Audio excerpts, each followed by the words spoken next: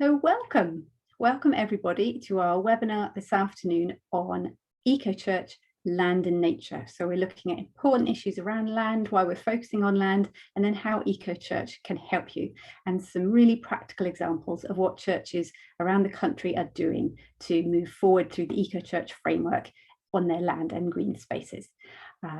You probably know by now that we've been doing webinars all week. We've got a program of 12 webinars this week, all themed around land and nature, because currently all around the country, churches are taking part in Churches Count on Nature. We've got more than 300 churches around the country where people are going out into their churchyards and green spaces and looking at the wonderful plants and insects and birds that they find there and recording them. And all that information is going to go into the National Biodiversity Network, and we'll know much more about the fabulous ecology of our churchyards. In terms of housekeeping today, we will be using Q&A. We'll be using the Q&A for questions rather than the chat. So if you can find the Q&A, pop any questions you've got in there, and also you can tick the thumbs up next to the questions that you're interested in. After the webinar has finished, I'll be sending you the slides that Andy and Helen are using. Andy, there's some background noise that's coming through for me, and I think you're the only person that's not muted, but anyway, I'll press on. After today, I'll send you around the slides, I'll send you any links that go in the chat, and I'll send you a link through to our feedback form. And I'm recording all of the webinars, and in a few days' time, they'll all be up on our website. It will take me a few days with there being 12 webinars this week. So bear with me. There's two more webinars left in this week's series. These at 12 o'clock tomorrow, we have a beginner's guide to biodiversity and ecology. And then we're finishing the program at 4 o'clock tomorrow, looking at biological recording. So if you've been going out into your churchyard as part of Churches Count on Nature and you've been making records and you're not sure how to do the next step of uploading them, please do come along and you'll learn all about that.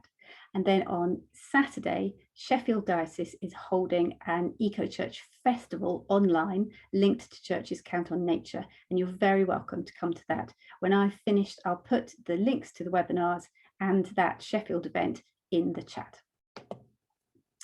And then trailers for our other webinars coming up in the next few weeks.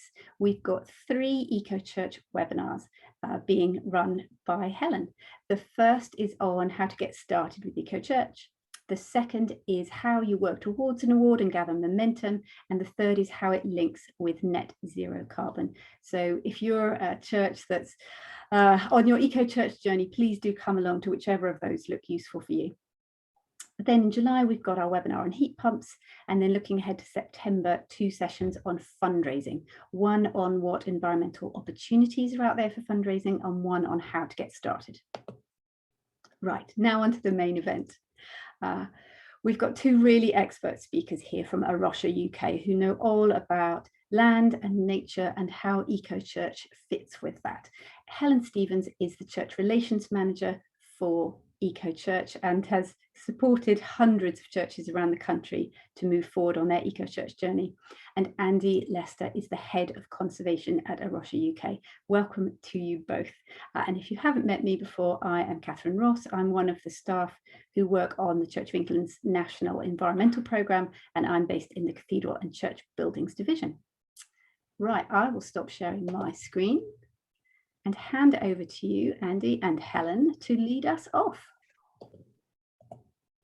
Thanks, Catherine, very much, and lovely to see you all, and what an amazing turnout. And Catherine at the beginning was saying how we've got 300 churches taking part in Churches Count on Nature this week, which is an extraordinary result, given this is the first year we've collectively run this together. But as of this morning, I was just speaking to Harriet Carty, who runs Caring for God's Acre, and is one of the partner organisations involved, and we are now over 550 churches involved in Churches Counting for Nature. So if this year you're not involved, I think it's probably fair to say, as a network, we may well be doing this again at a date in the future. I'm just going to start sharing a screen. Just bear with me a second while I set that up. And hopefully you can see the screen. Just bear with me a moment.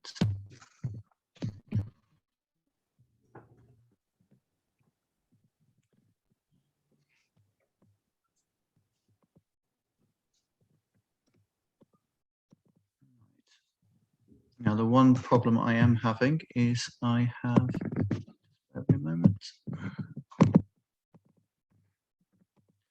Right, a thumbs up from Catherine if that's now showing on the main slide. That's great. So we're going to start briefly by just reminding ourselves of the crisis facing land in the UK. And then we're going to relatively swiftly move on to the really good news, which is what you can do about it. But I thought I'd just start by sharing a really up-to-date story, and that is I'm with one of my colleagues today in South Wales on the Gower Peninsula, and I'm currently with at an eco church, which is also one of our Partners in Action. Now, Partners in Action is another program of Rocha where Rocha works across the UK with people who manage and look after land in churches, cathedrals, at conference and retreat centres, and want to really transform it for the benefit of wildlife and the benefit of people. And this centre is both a Partner in Action and also a Silver Eco Church award winner. And this morning I was standing on a headland on the Gower, looking out to sea. And as I turned inland, I looked at a meadow, which 3 years ago was covered in bracken and in brambles and had very little of interest on it at all. And in the last 3 years, the owners have been working incredibly hard at transforming it from an overgrown wasteland into a place of incredible beauty. And I reckon there's now over 100 species of flowering plants on that meadow. And on Saturday, we're going to go out and do some videos from it to share the good news of real hope for creation here on the Gower. So something really up to date to inspire you at the beginning. So over the next 10-15 minutes, we're just going to have a little look at what the challenge is, and then I'm going to hand over to Helen. So the first thing is a survey took place a little bit earlier this year where the question was asked, what are the 3 top causes of the conservation crisis? And it's very interesting that the top 3, population growth, the problems with economic growth, that's things like gross domestic product and the challenges with it, and loss of knowledge, all have one common thread, and that is an issue with land. And against loss of knowledge, one of the big things that was mentioned was that we have, as a society, rapidly disconnected from land. We've disconnected from local knowledge. We've disconnected from caring for biodiversity. We've disconnected from knowing how to care for our land. And then similar surveys, they asked 32 organizations what the top symptoms were. And they said climate change, disconnect from nature, and biodiversity loss. And our connection with land is again at the heart of the climate crisis, of our disconnection from nature, and of the loss of biodiversity. So let me just tell you a little bit about where we are on each. The first is we are entering a season, as we well know, of climate chaos. And I was visiting a churchyard a few days ago where they had lost most of their ash trees to ash dieback, but 3 of the other species of trees they planted were not growing. And the local wildlife trust said that the reason they're not growing is because you've had an extremely cold early spring, then extreme rainfall, and now potentially a period of drought. And some of our more familiar trees struggle with the climate conditions that we're now faced with. And so we are entering a period of great uncertainty with climate. And that means that how we look after our land does become more complex. The second is our disconnection from nature. And as you'll see in a moment, the shift to an internet culture where our young people are focused on screens far more than they are on nature is a big challenge. And then the third is biodiversity loss. As I said early this morning, we were standing in a wildflower meadow, but did you know that we'd lost 97% of our wildflower meadows since the 1960s across the UK? So we're entering a period of great uncertainty because of climate, of a real disconnection, particularly between younger people and nature, and also the huge challenge of ongoing biodiversity loss. On that third point, take a moment just to pause and think about the United Nations figures from the United Nations Environment Programme, which came out just a few days ago. And it said this, that we are losing 150 species per day from the planet. 150 species. That's each day 150 species fewer than the day before. And that's the best estimate. It may actually be more. So back to the first one from the survey, which was the climate chaos. And I'm not going to show you lots of graphs, but I want to show you this one because it's familiar territory, isn't it? And it's showing the shift in temperature from 1880s right through to the present day. And many of you will have seen the news story in the last few days that it's going to be virtually impossible for us to stay under 1.5 degrees Celsius rise. And why is that important for our churches and for our church land? For one simple reason, and that is it has huge impact on the wildlife in our churchyards, on what we can plant, on what we can grow, and on what's growing there already. So when we think about church land, our first stopping place is to say, what impact is climate change, climate chaos, going to have on our ability to care for our churchyards and our burial grounds in the years that follow? It's a key issue for us to consider. There are three here on symptom 2 for one reason only, that this full slideshow I'm not showing today, and one of the other ones that comes up in surveys is the impact of politics. And at the end of this talk, I'll make the full version of this available if you're wanting to find out a little bit more about how politics and land interconnect.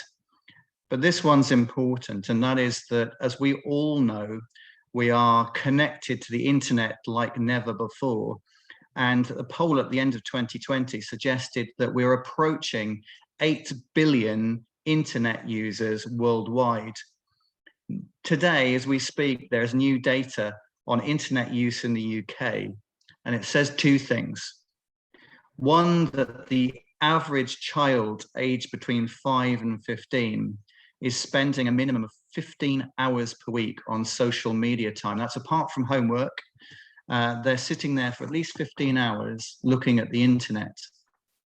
And that relates to the empty countryside and the empty land that we see of that young cohort from the age of 5 right up to the age of 20. Just 1 in 10 teenagers are out regularly looking and enjoying nature on an average week. And that compares to 4 in 10 enjoying land and nature just 30 years ago. And many leading conservationists are saying that the fewer people using land for nature, particularly younger people, is directly related to internet use and the increase in internet. 2 weeks ago, I was in a churchyard and there was an 8-year-old kid there, and he was sitting, as many of us are without thinking, on his phone. And he was playing a game where you'd go out and you'd point your camera around wherever you were walking, and you would collect species of birds and plants and insects. But they weren't species that existed. And the nearest one I could find was he was pointing it, and he collected a bird called a cuckooette. And I thought, isn't that interesting? It sounds like cuckoo. And I said to him, did you know that there's cuckoo in the churchyard? And he shrugged his shoulders and he said, I don't really care. And I said, what do you mean you don't care? He says, well, I don't really mind what's out here because I've got this game and I can spot wildlife using my phone, and I collect it and I get points, and I can turn points into money off video games. And so I said, so if a cuckoo was no longer in this churchyard, would it worry you? And he paused for a minute and he said, no, it wouldn't worry me, because I can play this game and I can still find things, and that's fun. And that really concerned me, because if people don't know what they've lost, then when we're taking care of land in churches, some people won't mind whether it's mown grass or full of wildflowers, because they don't have any original points to start from. They won't mind whether the cuckoo is there or not.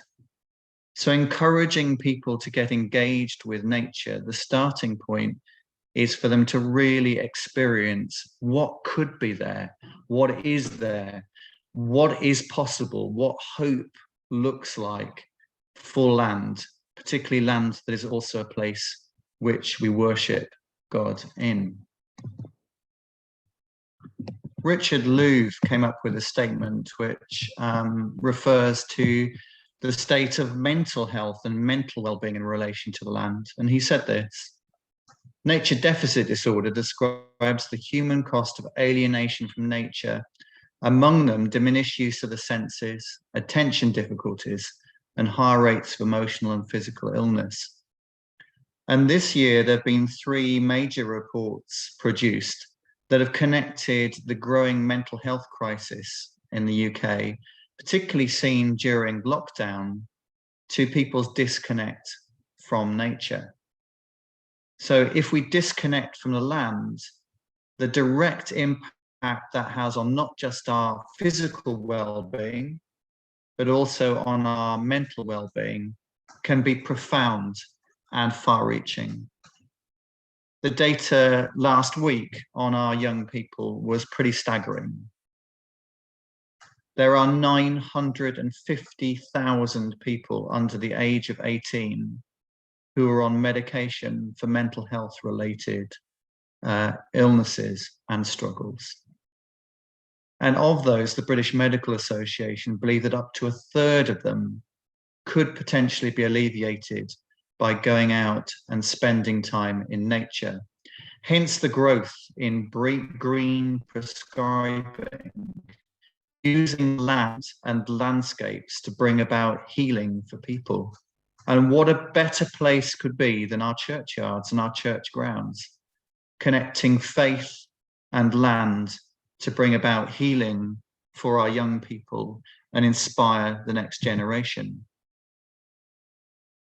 And I mentioned at the beginning that this week we're doing Churches Count on Nature, and it's not just an opportunity for people to get out in their churches and enjoy what's there, but it's also a place of lament. It's a place to just stop and think about what we have lost. Many of our churchyards are the last places where wildlife in a community occurs in abundance. We've often mown our parks to an inch of the grass is cut that low and wildflowers are seen as weeds. But the current figures for the UK reflect the challenge we've got. Since the 1970s, we've lost 41% of all insects, 50% of our birds, 57% of our butterflies, 97% of our flowers. We mentioned earlier the loss of species in 24-hour periods. We now see that global extinction is running at 1,000 times the background rate of what it was just 100 years ago. Depending on where you sit theologically, scientists say it's the highest level of extinction in 65 million years. But hope is not lost. We do have a disconnect between young people and nature. We do have the threat of climate change and the real risk that climate chaos will have huge impacts on our land in churchyards. And we do see the loss daily of biodiversity and the risk of extinction. But let me read from Habakkuk 1 chapter 5. Just bear with me because I'm just getting some voice in the background. And it reads this: look at the nations and watch and be utterly amazed, for I'm going to do something in your days that you would not believe even if you were told. Let me read that again. Look at the nations and watch and be utterly amazed, for I'm going to do something in your days that you would not believe, even if you were told. Hope is not lost because we serve a God of the possible, but also the God of the impossible. Just before I came on the call and on this conference this afternoon, I was talking to Catherine, and she held up a quote from St. Francis of Assisi, which talks about when you've done the possible, then it's possible to do the impossible.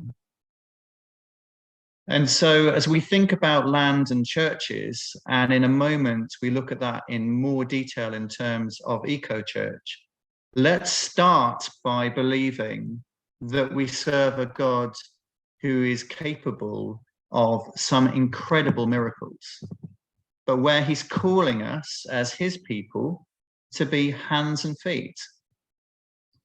And the churches are one of the best places for us to start, right at the heart of our communities, transforming space for people and for wildlife. So some questions for you to consider as you listen to Helen in a moment, and some questions to take away back to your churches to think about. And the first is this: what are churches being called to do collectively? How is it that can owning land as a church make a real and lasting difference? And by lasting difference, I mean to people and to nature. And my second question: what does hope and reconnection look like in 2021? How is it that we can collectively scale up without losing the core focus of church?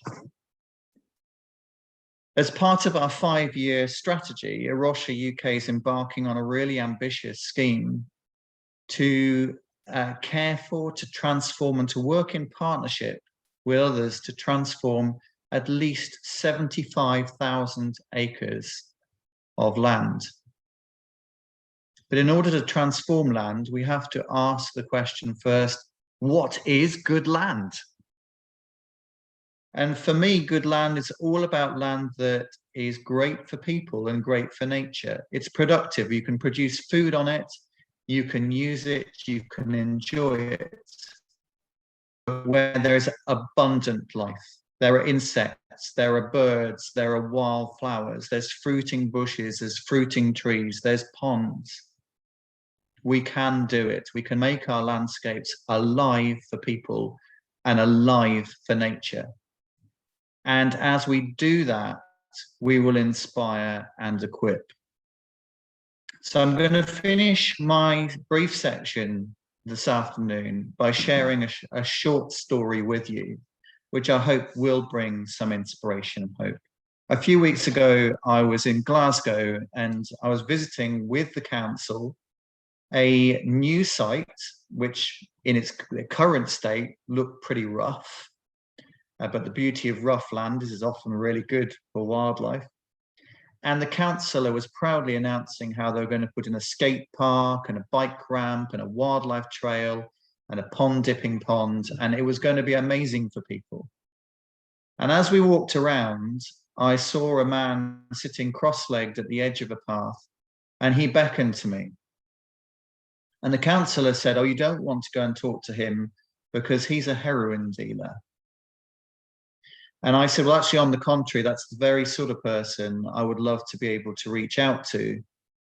And so the councillor stood back rather awkwardly as I went and sat next to this man. And he looked at me and he said, "Shh." He said, "I don't know what you've come here to say, but just be quiet for a minute." And I sat with him, and I sat with him for 5 minutes. And there was silence. He said nothing. And at the end of the 5 minutes, a female fox and its 3 cubs came out from the undergrowth, not 10 meters from us. And as the foxes passed, the female fox looked up and looked at the man directly in the face. And there was a look of absolute trust. And then the fox walked on. And the man looked at me and he said, I have had a really hard life. My life is full of brokenness and sorrow and sadness. But I come and sit here on this piece of land because this is the one place where I feel I can connect and where I have hope. And I've come here every day for the last 6 months. And in the last few months, I've been sitting and I've been getting to know this fox, and now the fox and her cubs. And it inspires me, and it gives me to reason to believe and reason to hope. And however hard my life is, when I see that fox, I see reason to believe, I see reason to hope, and I see reason to think that there is a future. A Rocha UK, as with the Church of England and many other organisations, believe that there is a hope and a future for land. And in there being a hope and future for land, it means there's a hope and a future for people like that man that I met. It's those very people that we want to invite to our churches and to our churchyards to be transformed not only by the beauty of creation, but be transformed by a connectedness to Jesus Christ. So I feel hopeful, I feel inspired, I feel encouraged.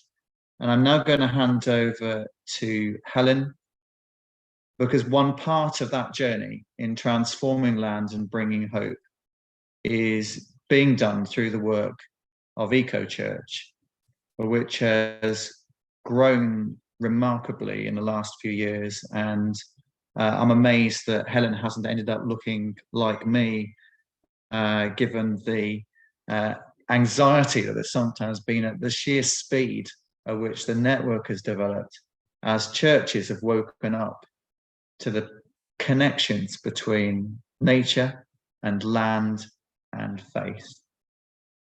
Helen. Thank you, Andy. Well, I might not be losing my hair, but it's rapidly going grey. But no, thank you, Andy, for sharing that story, which is just a lovely reminder, I think, of how land and nature can restore us, as much as us thinking about how we can be working to restore our land, the land that we're entrusted with.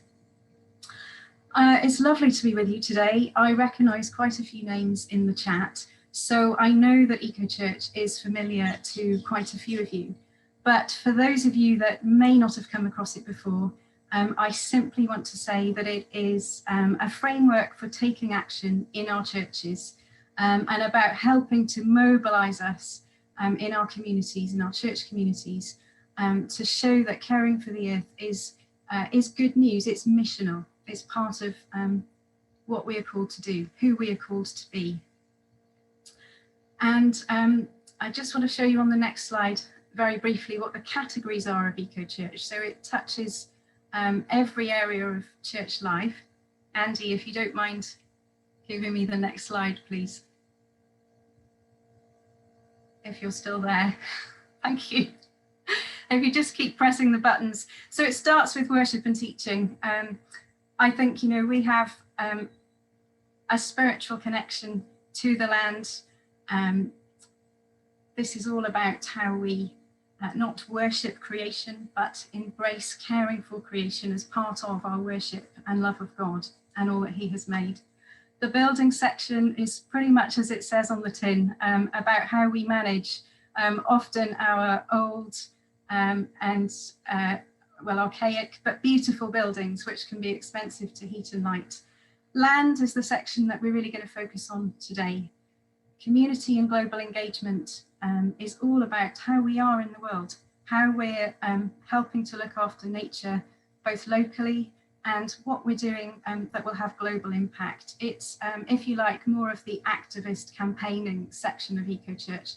And lifestyle is very simply, though no small challenge, about what we're doing in our churches to encourage each other to take action in our home lives, including in our own gardens if we have them, or in our own local green spaces.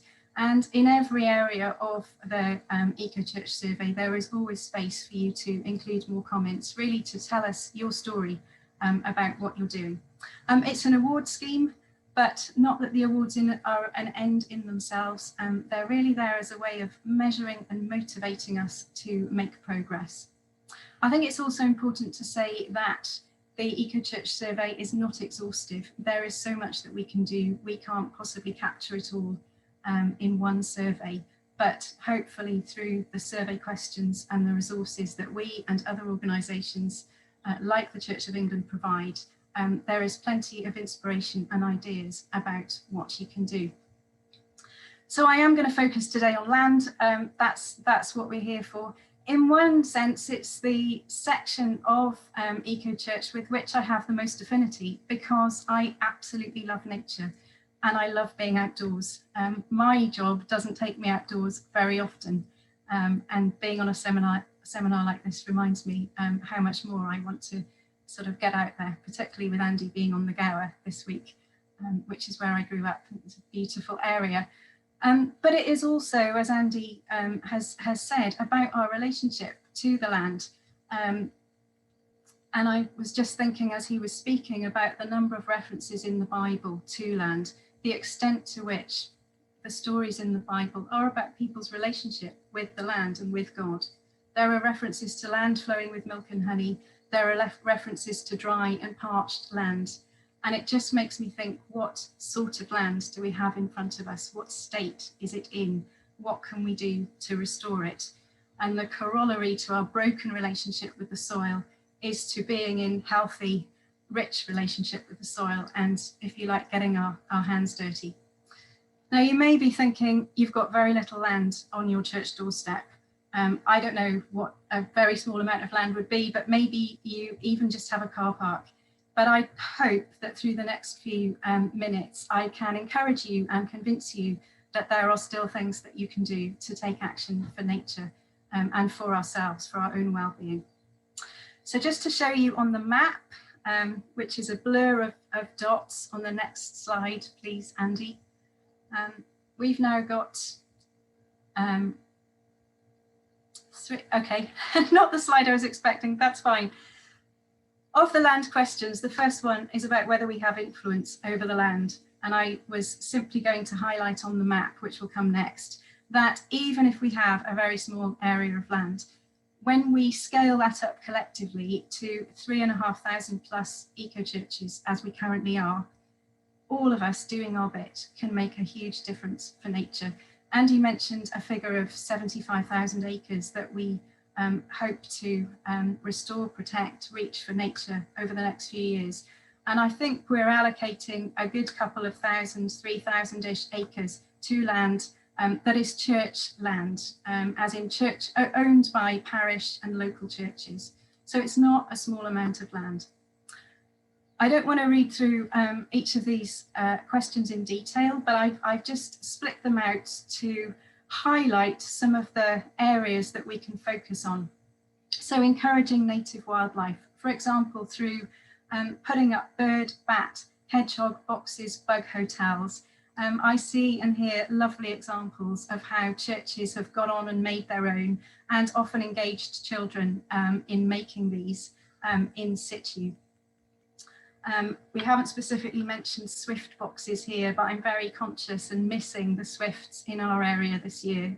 They must either be stuck in Europe still or in a different part of the country, but we know that we need to make homes for some of these species who are still coming over and finding that there aren't the nesting places that there used to be.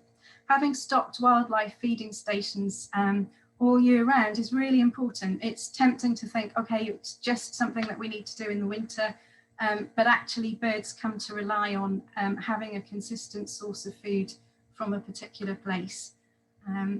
Having a pond or a wetland area. Now, again, you might be thinking we haven't possibly got space for a pond, but I will shortly show you how you really don't need very much space at all. You can even do something with a bucket.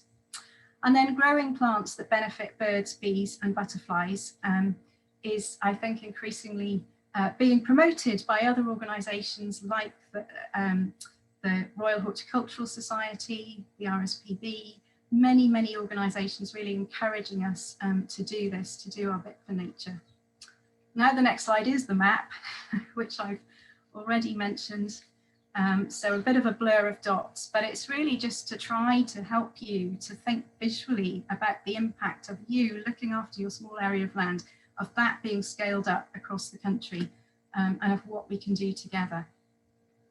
The first story that I want to share with you is from St James's Piccadilly. And on the next slide, you'll see an aerial view of their church.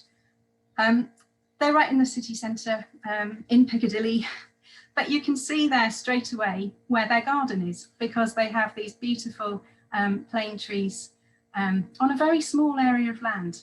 Now, they are a gathered church. They don't have many people living residentially locally in their congregation. So ordinarily people come to worship from quite a distance. They also have market stall traders, pre-COVID anyway, in their church forecourt. And in ordinary times, people used to, pre-COVID times, people used to come and sit in their church grounds. They often have lunchtime concerts and would just enjoy the peace of that space. And it is beautiful. They do have a gardener, which I appreciate is not the luxury of every church, but they have decided that they want to invest in their land and have made sustainability really something at the heart of what they do. They even grew wheat last spring. They had a wheat growing project in the forecourt. I think it was slightly curtailed by COVID, but they did that because they wanted to, I think, mill their own flour and make their own bread, to reconnect themselves with the land and with the way in which the land produces and sustains us. So there is a lovely story on their website about their wheat growing project. And in the next slide, though, just to highlight some of the other things that they've been doing, they're on the bee line across London. So they plant for pollinators so that bees can sort of successfully move across the city and find plants and flowers that are suitable for them. This is their bog garden on the third image on this slide. So recognising that they don't really have the space for a pond, they thought they would have a go at trying to create a little bog garden from putting some wet and pond plants in buckets. And then they've got these beautiful heritage trees that they are looking after and protecting. And I use them as an example because, you know, some of you on this call may be from rural churches around the country and have lots of land, but many of us, an increasing number of us, find ourselves in cities and urban areas where land is at a premium, but we can always do something with it for nature and care for it in a positive way. Thank you, Andy. The next slide is happens to be of my home church in southwest London, and that is not why I've chosen it. But I again simply wanted to illustrate that this is another church in a sort of fairly urban residential area. This was our big lunch street party a few years back. And you will see from the slide where that wall around the perimeter isn't there anymore, but that's pretty much the extent of our land, bar a courtyard area, sort of inner courtyard, which is mostly used by nursery children during the week and by our Sunday groups at the weekend. It's not really a big enough space to, for example, plant trees. And the reason I've highlighted this example is because on the next slide, I just wanted to talk about what we can also do in our local communities by looking outwards and seeing where there might be a need on our doorstep. So this is my former vicar, face on in the photo. He's now an archdeacon in this area. And we have just done some tree planting in this photo at an area 100 metres down the road from our church. A few years back, a group of residents got together and there is a council-owned space. It's a story a little bit similar to our Wolffields Reserve story. The council weren't really doing any more on this site other than cutting the grass. It was used by dog walkers, but it was all looking a bit unkempt and uncared for. So the group of residents came together to try to turn it into a reserve and to get village green status, which would give it a bit more protection. The outgoing Bishop of London at the time, Bishop Richard Chartres, one of his sort of passing gifts was a scheme called Trees for Sacred Spaces. And he invited churches to ask for native trees that they could plant on their land. We didn't have enough space on our own land, but we were able to gift the trees to this piece of land, which I'm pleased to say is now a nature reserve. So they've gone on and planted wildflowers and so on. And it's just there as an example that I think, even though you could, if you so choose, leave out the land section of the survey, if you really think that you haven't got enough land, and we gave that option, introduced that option a few years back, I would still encourage you to look outwards and see what other land you might be able to help look after and restore, and also make community links with. And then, so that's what you can do really with a small space of land, or as I say, if you don't have space at all. And then moving on to the next sort of group of questions, as it were, on the next slide. There are questions in here about maintaining areas of land for native wildflowers, having a mowing regime that's appropriate to conserving grassland and wildlife. I've seen, I don't know about you, but I've seen many more wildflowers being planted over the last few years. And last year, maybe even the year before, we ran a church demo day in Wolffields, showing people how to plant wildflowers. What we've also heard from churches, though, is that where they do this and where they then sometimes leave the grass unmown, they get feedback from people saying, this plot looks really scruffy, you know, you're not keeping the graveyards as we'd expect, and so on and so forth. But there are ways around that. In fact, I know Partners in Action, who Andy works with, they're just developing some lovely signage that they can put up on our Partners in Action land that simply explains why an area has been left unmown or what's going on with wildflowers. So there are things that we can do. You can deliberately mow a path through the long grass so that it's more obvious that it's been it's a deliberate thing that you're leaving it unmown. There was No Mow May just recently, and that was a good excuse for me not to mow my grass. It's been unmown for several months, and there are all sorts of things, primroses seeding themselves. It's really surprising and delightful to see what comes up when you leave the grass unmown. Chemicals and pesticides, avoiding the use of those. Hopefully, that's, there is again more awareness of the things that we put in our soil that very often finds its way into us through our food chains and so on. So I would just encourage you to always stop and think, what are we putting on the land? As much as what we might take from it, how are we treating it? There has been a big campaign around peat in the last few years, and I think finally an upcoming ban on peat, because scraping the peat from across the countryside is really not helping with carbon storage and so on. So we just need to stop sometimes and think about the implications of what we're using on our land.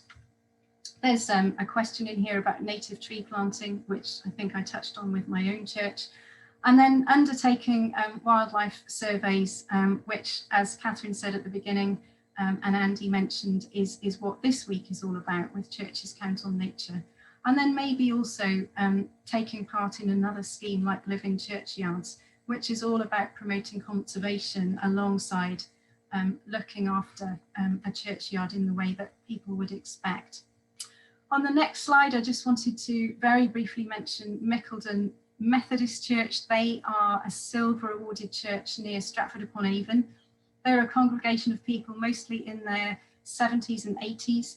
And a few years back, they thought, what can we do as a congregation that will make a difference to people locally? And they decided to create a garden that they've called 3 Bs.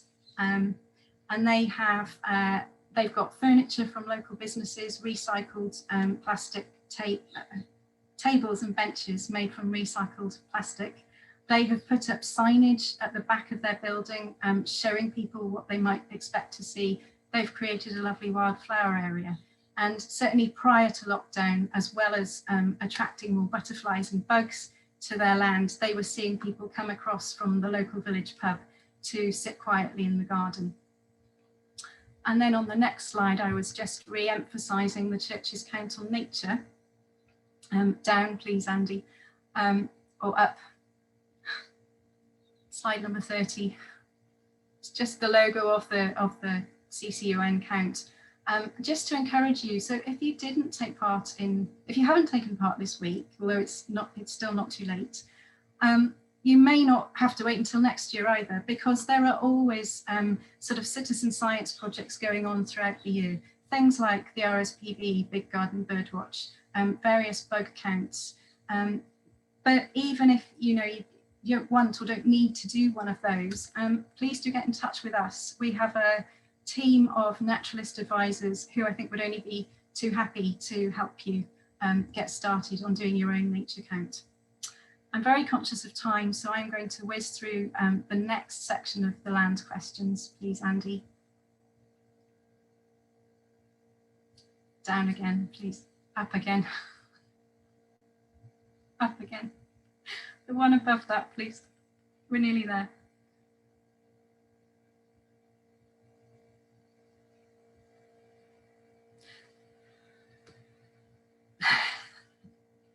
Down again to slide number 31.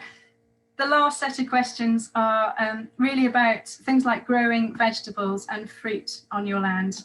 So using it to produce food that can be shared with the community. Thinking about composting, which again is something that we can all do in our homes as well. And then also this is the section that starts to bring in using our land for contemplation, both for our own church members, but also the local community. And I think hopefully given a few examples of how we can do that. I'm also conscious, I meant to say at the beginning, that although we're just looking at land, actually every category of eco-church is really interwoven, and there are far more churches using their land for outdoor worship and teaching during the year, holding various services, just being outside and have, whether it could be something like Muddy Church or Forest Church, or just deciding that they're going to have a springtime service outside.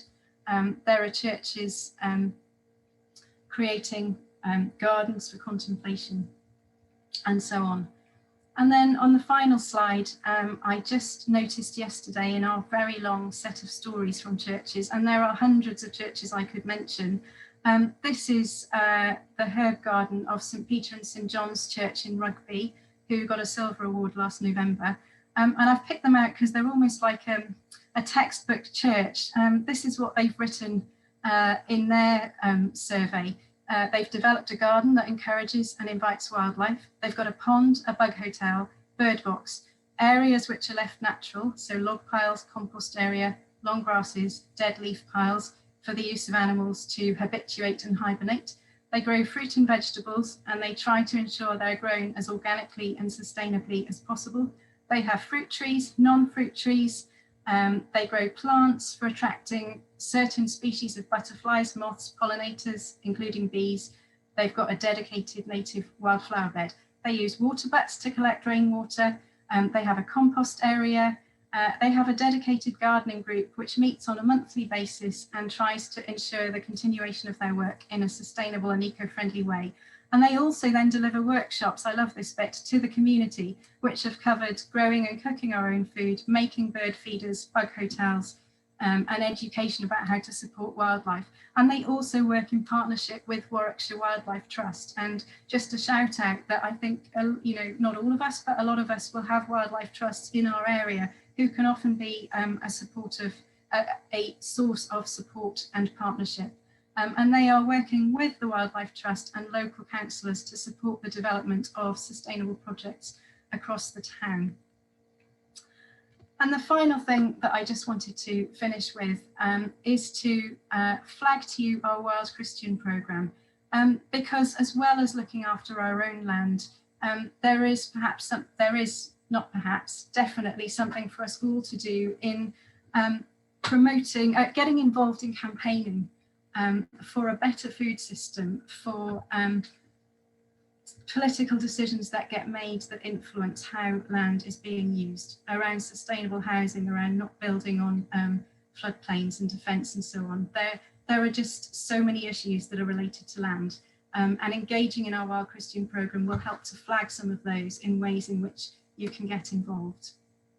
And then finally, if Catherine is willing to just paste it in the chat, she shared earlier today just a lovely little vignette from one of the churches taking part in Churches Count on Nature this week, by a priest there called Doug Chaplin.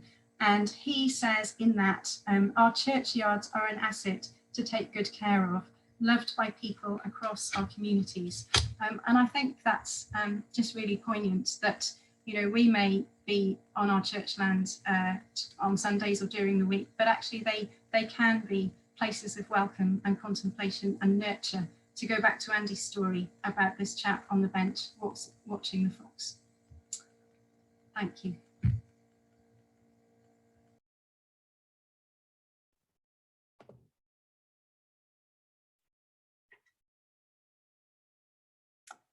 Thank you both so much. I think you've brought to life the importance of taking action, but also practical examples of how to go about it, which is really what these webinars were all about, inspiring people and informing people. So thank you both very much.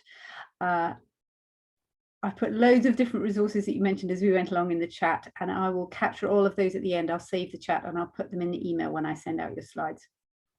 We've got just a few minutes for Q&A. So everyone listening in, if you want to find the Q&A down the bottom, pop your question in there or do a thumbs up next to other people's questions, and then we'll have a look, and we'll start from the top until it gets to 5 o'clock.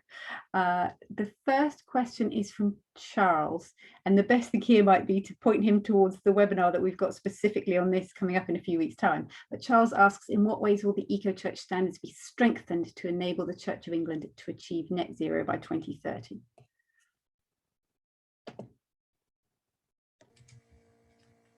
That is a great question. I'm guessing I need to take this one.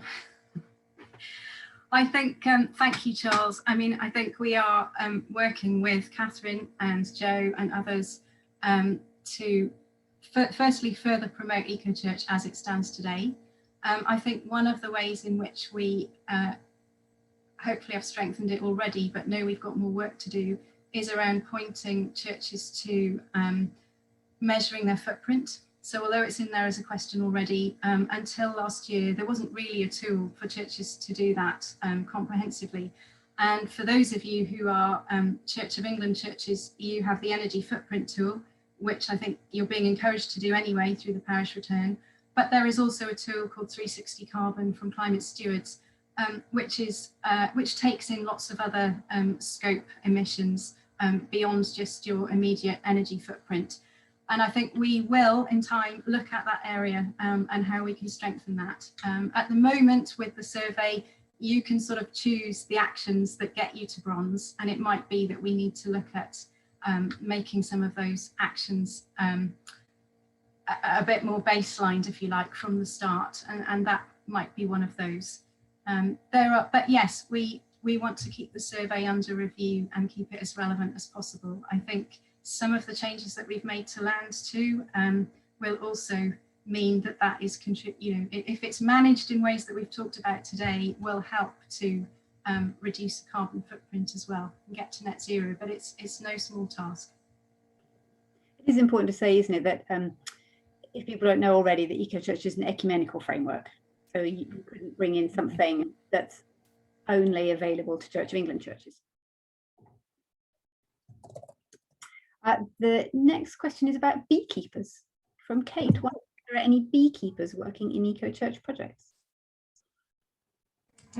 I'm certainly aware of quite a few. We've just been up at, again, it's going to be a partner in action. It's also an eco-church up at Southall Minster. This is Nottingham Cathedral, and they've put in a number of beehives. In many cases, the beehives in eco-churches are not being run and managed by the church or the cathedral community, but are being run by somebody independently who is then effectively leasing the space, in many cases for no money, and it has a special arrangement either with the PCC or, in the case of the cathedral, with the chapter. So it is entirely possible to do, but where it does exist, it's more often than not existing in partnership with the church, where the church's land is being used by a professional beekeeping institution. Getting into beekeeping as a church and doing it yourself is quite problematic, particularly in terms of insurance. It's much easier to have a professional beekeeper who carries their own insurance coming onto land and doing it safely and professionally. Although, if I remember rightly, our new lead bishop for the environment, Bishop Graham, is a beekeeper, and he has his own honey. Oh, the next question is a really important one from Judith. To get an Eco Church award, do you have to have achieved a given level in all the sections?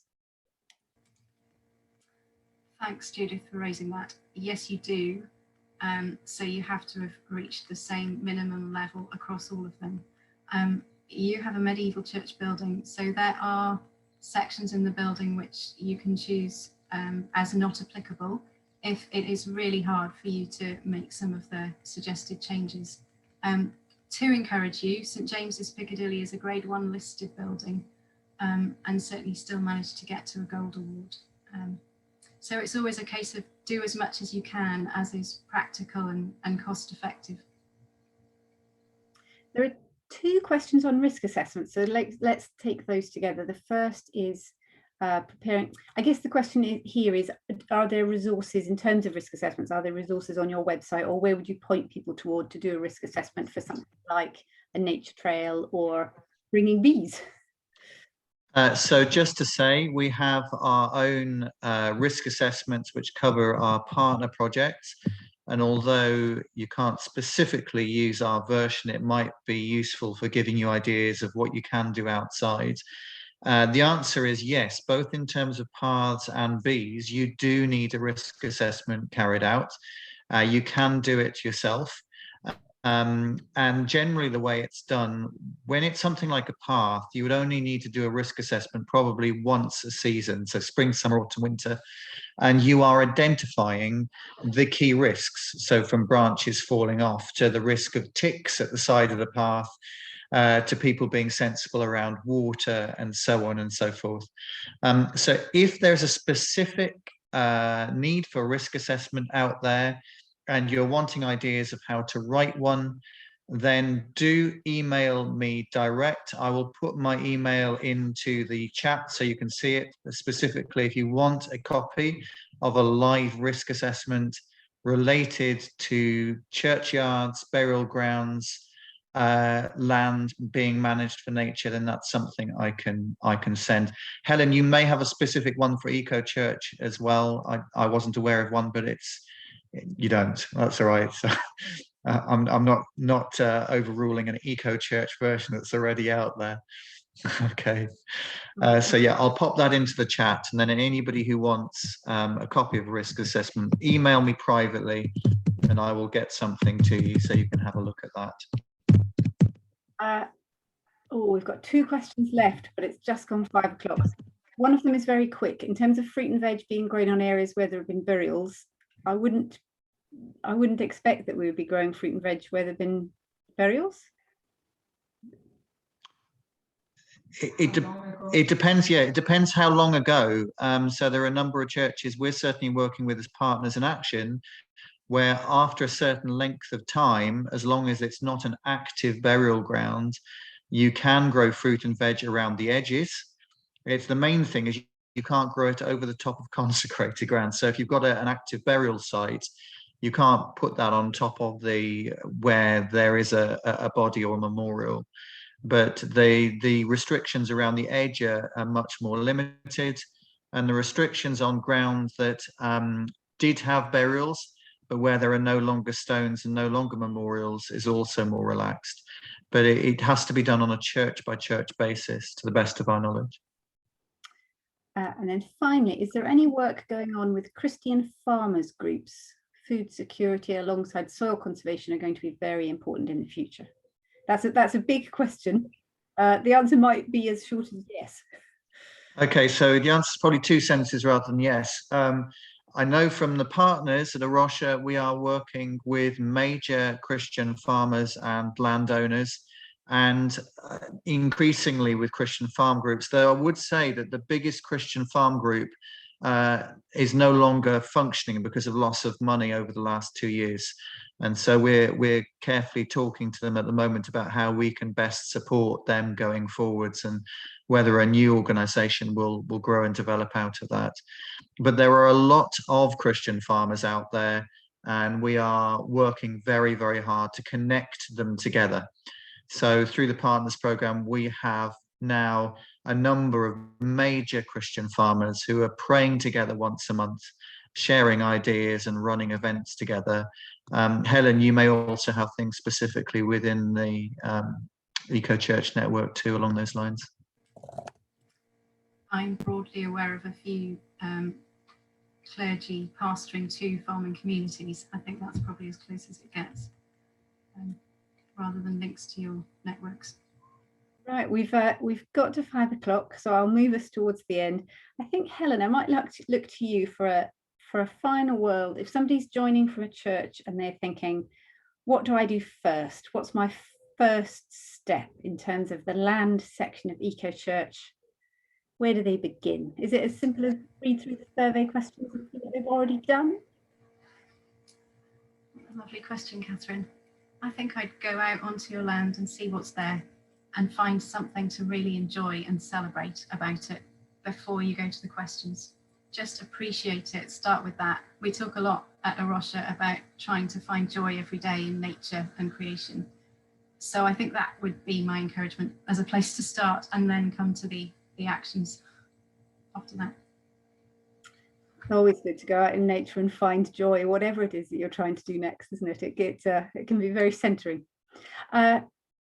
Thank you so much, Helen. Thank you, Andy. Thank you for giving your time up to run this session today. A reminder to everyone, we've got those 3 Eco Church webinars coming up, and I've put the link in the chat. I'll put them again when I send you the follow-up email. So whichever place in your Eco Church journey you're at, we've got those 3 sessions coming up, one on getting started, one on working towards an award and gaining momentum, and one on net zero carbon. And it would be great to see you at one of those events or one of our many other webinars and events. Thank you very much for coming along today. I will save the chat and then I will bring us to a close. Thank you and goodbye. Thank you, Catherine.